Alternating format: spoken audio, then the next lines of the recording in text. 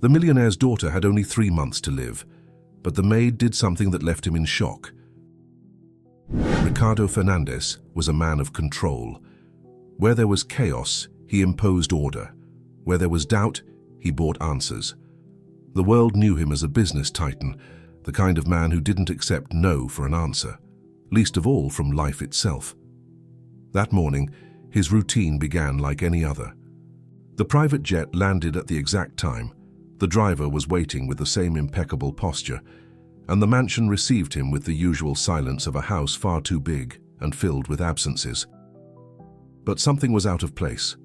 The expressions, the glances, the way the staff avoided his eyes when he walked by, as if they were on the verge of delivering news no one wanted to be responsible for sharing. In the upstairs bedroom, Isabella, his 9-month-old daughter, slept restlessly. Her body was far too hot, her breathing shallow, her skin marked by unusual spots that seemed to scream a cry for help. Instead of panicking, Ricardo did what he had always done. He called the right people. Within 24 hours, 3 of the country's top specialists were at his home. They brought with them an arsenal of tests, equipment, and medical theories, but no satisfying answer. The results came that night. And with them came the kind of sentence no father is ever prepared to hear. The disease was rare, degenerative, incurable. A silent, cruel genetic error. The deadline was final. 3 months to live. Ricardo refused to accept it.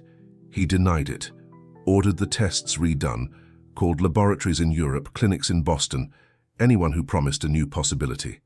His money had never failed him before. It wouldn't fail now, but it did. The more specialists entered the mansion, the weaker Isabella became. The baby no longer cried, she only whimpered. Her tiny body seemed to give up before even reaching her first birthday. While doctors rotated through protocols and theories, someone else watched in silence. Mariana. She was the longest-serving maid in the house, almost invisible to Ricardo, but always present for Isabella. She was the one who rocked the baby when the nurses failed, the one who sang softly in the hallway when the rest of the house slept, the one who recognized in the child's silence the sound of urgency. She knew this was bigger than any hospital, and then she did the unthinkable. With quiet courage, she approached the most unapproachable man she knew and offered something that seemed absurd in that world of marble, glass, and control: a name. A doctor with no fame, outside the system, who had saved her brother when everyone else had given up. Ricardo did not react with gratitude. He reacted as he always did, with coldness. He called it superstition, ignorance, said he didn't need miracles, only competence. He ordered Mariana to leave, and as she turned to go, he told her she was fired. But she didn't cry, she simply left the piece of paper with the address on the table and walked away. That night, fate struck again. Isabella suffered a sudden crisis, an intense seizure, fast, almost fatal. The mansion, once silent, filled with hurried footsteps, tense voices, and the muffled sound of despair trying to be restrained by professionals accustomed to control. Ricardo watched, powerless. For the first time, there was no order, no plan, no investment that could reverse that scene. His daughter, his little girl, was slipping through his fingers like fine sand, and he didn't know what to do. It was in that silence that he saw the paper on the table. The name was there, written in Mariana's simple handwriting. An address with no glamour, one last chance. The next morning, Ricardo didn't go to the office. He cancelled everything. For the first time, he didn't care about the world turning outside. By late afternoon, he left the mansion with Mariana at his side. It would take hours to reach that doctor. Hours Isabella might not have. But he knew, deep down, he knew that time was no longer on his side, and that maybe it never had been. The road to Nova Esperanza was long, full of potholes and without cell service. Mariana knew the way well. Ricardo, however, seemed out of place in that setting. No GPS, no climate control, no numbers. It was as if he were being forcibly ripped from his world. Hours later, they arrived at the small village where time seemed to have stopped. The doctor lived in a simple house, surrounded by trees and silence. His name was Esteban. Mariana was the first to step out. Ricardo hesitated. That wooden house, with its open windows and the smell of earth, did not fit the image he had of a savior. But there was no more room for certainties. So he went in. The man who greeted him wore no lab coat and looked nothing like a genius. His eyes were deep, sharp, suspicious. He asked for no explanations. He only listened, observed, and in the end, said he would go. But with one condition: he did not charge money, he did not accept pressure, and he would only treat the child if Ricardo was willing to truly take part, not as a boss, as a father. Ricardo nearly stepped back. He was used to giving orders, not following them, but Isabella's feverish face still burned in his memory, and that was enough to silence him. The next morning, they returned to the mansion with Esteban in the back seat. The doctor's presence brought unease. Ricardo's medical team was dismissed. Machines were shut down. Medications were stopped. In place of chemical formulas came natural scents, soft music, and human warmth. The once cold hallways of the house now carried the smell of lavender and the sound of whispered voices. Esteban moved calmly through the mansion, transforming it without asking permission. Mariana helped him. Ricardo watched it all like an intruder in his own life. At first, he didn't believe in any of it. He saw it all as an optimistic, useless performance. But little by little, small signs began to appear. Isabella slept more peacefully. She cried less. She had brief moments of calm that the specialists would call placebo, but that Esteban called presence. Mariana stayed close. She was the one who cradled the baby when the father hesitated. She was also the one who, one night, placed Isabella in Ricardo's arms without asking. He resisted. For months, he had distanced himself emotionally from his own daughter, as if keeping away could shield him from fear. But there, with the fragile body of the little girl pressed against his chest, something broke, and for the first time, Ricardo felt the real weight of what he was about to lose. From that moment on, he began to change, slowly but truly. He started to be more present, slept in the same room, woke at every sigh. Even though he didn't know how to pray or sing like Mariana, he began to talk. He told short stories about his childhood, his failures, his silences. It was as if he were learning to be a father in a race against time, but time remained relentless. The days passed like blades. With every step forward came a new threat. Isabella swung between improvements and relapses, and one of those nights, she worsened brutally again. High fever, tremors, labored breathing, the kind of crisis that no medication, no presence could defeat. Ricardo panicked. Esteban did not back down. He said her body was fighting, but it needed her father to do his part as well. Not just as a caretaker, but as a man, as someone willing to let go of control, as someone who, finally, understood that love demands surrender. That night, Ricardo did not leave the room. He held Isabella in his arms for hours, singing in a trembling voice a song he didn't even know he knew. Mariana, outside the door, listened without saying a word. It was there in that scene with no audience that the man began to heal as well. And the choice, once impossible, had already been made. Ricardo no longer wanted to defeat the disease. He wanted to defeat himself. Esteban was not a regular doctor. In fact, he no longer wanted to be called a doctor at all. He had left hospitals and medical conferences years ago after seeing more bureaucracy than healing, more profit than care. Since then, he only treated those whom fate placed before him, and never for money.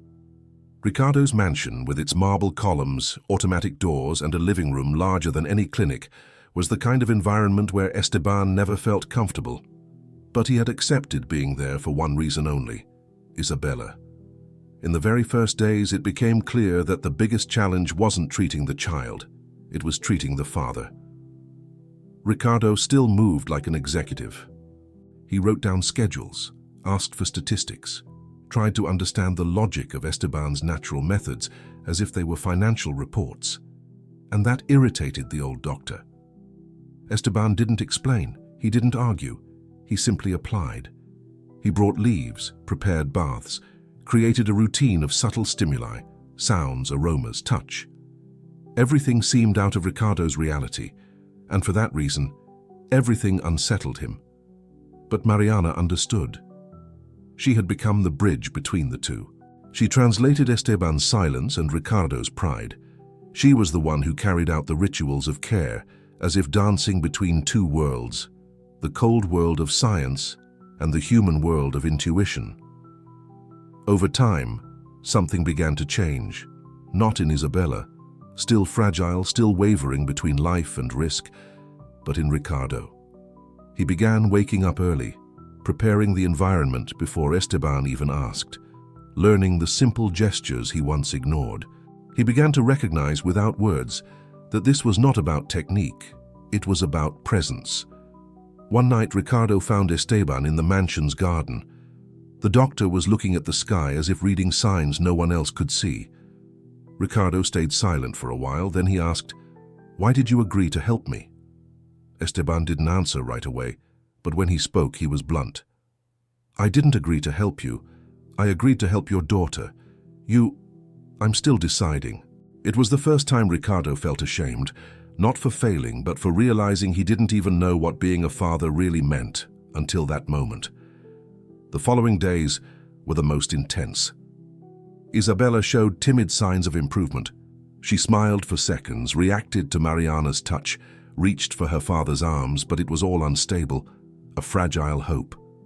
And Ricardo, now surrendered, clung to every little gesture as if it were a miracle. He began singing to his daughter.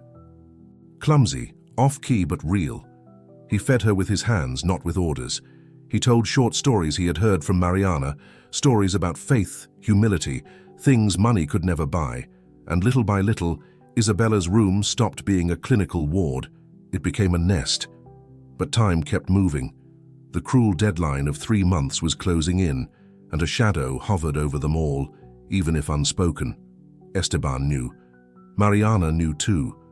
And on a cloudy morning, like so many others, the shadow finally fell. Isabella worsened. The fever returned stronger, her eyes lost their shine, and her body seemed ready to give up. Natural methods were no longer enough. Ricardo tried to hide his despair, but failed. He was on the verge of collapse. Fear had returned, and with it, the old temptation to buy a solution. He went to Esteban. He said he would bring a plane, that he would take his daughter abroad, that he would try once more with the best doctors, the best medicines, the best hospitals. Esteban simply looked at him, without anger, without judgment. "You haven't understood anything." That phrase echoed like a slap. That night, Ricardo didn't call anyone. He didn't reach out to specialists. He didn't turn on the cold corridor lights. He did just one thing. He held Isabella in his arms and stayed there in silence. He sang. He prayed in his own way. He cried without hiding. It was Mariana who found him hours later, still with his daughter in his arms, whispering a song no one had taught him. Maybe he had invented it right there, in that moment, between fear and hope. Esteban only watched from the doorway, and for the first time, he smiled.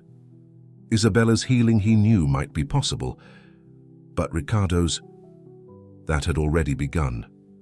Time did not stop, nor did it slow down. It continued its relentless course, moving toward the limit the doctors had carved out as a sentence, 3 months. In the mansion, every day was lived as if it could be the last. Esteban remained calm, Mariana steadier than ever. But Ricardo was no longer the same. The routine now revolved around simple gestures. A warm bath, a song at dawn, the silence shared between father and daughter. Ricardo had abandoned business, cancelled contracts, shut down his office. He lived for Isabella. He lived with her. He no longer knew if he believed in healing, but he believed in what he had never known how to feel before. Love. And that was what carried him. Then came the worst night. It began with a light tremor. Then the little girl's breathing grew irregular. Her body's heat rose like a flame no one could contain. Mariana prepared herbal baths. Esteban brought compresses. Ricardo held his daughter as if her skin were part of his own. Hours dragged on. The entire night was a duel between faith and fear, Between presence and despair, Ricardo sang in a hoarse voice. Mariana whispered prayers only she knew. Esteban observed without interfering. There were moments when it seemed everything was slipping away, and then in the most silent moment of the night when the world outside was asleep, Isabella took a deep breath. A long, clean breath that cut through the darkness like an arrow of light. The fever broke. Her eyes opened, and she smiled. It was a timid smile, almost involuntary, but for Ricardo it was the miracle that not even all his millions could have bought. The next morning the sun came through the window with a force that seemed brand new. Isabella, now without fever, slept peacefully. Her body no longer fought, it simply rested.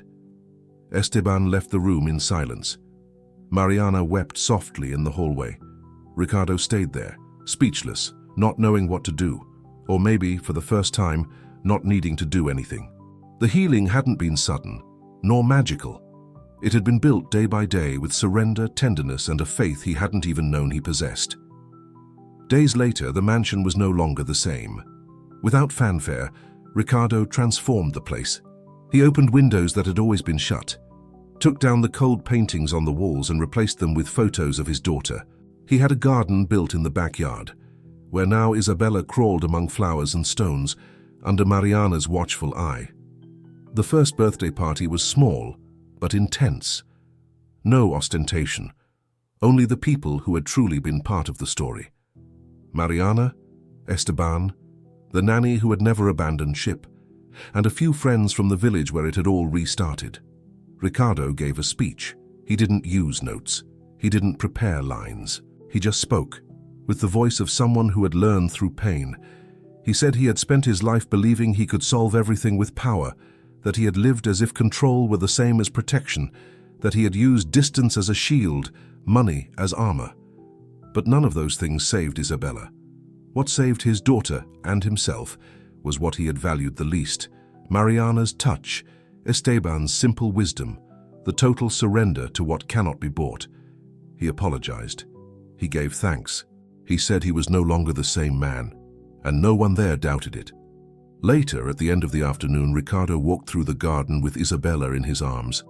His daughter slept, serene, her fingers curled into her father's shirt. He looked up at the sky without hurry, as if he had finally discovered that life is not a straight line. It is a spiral of losses, lessons, and rediscoveries. Mariana watched from afar. She wanted no applause, no gratitude, only to see the little girl alive. And alive she was. Esteban had already left. He had left behind a letter with few words, as expected. In it, he wrote only, "When love conquers fear, the body learns the way." And that was it. Ricardo never went back to being the man he once was, not because he lost, but because he finally understood what it really means to win. And the greatest miracle in that house wasn't Isabella's recovery. It was the rebirth of a father. Sometimes life only changes when we decide to stay present. If you felt this here today, leave a yes in the comments. Your like and your subscription show that this kind of story still has a place in the world.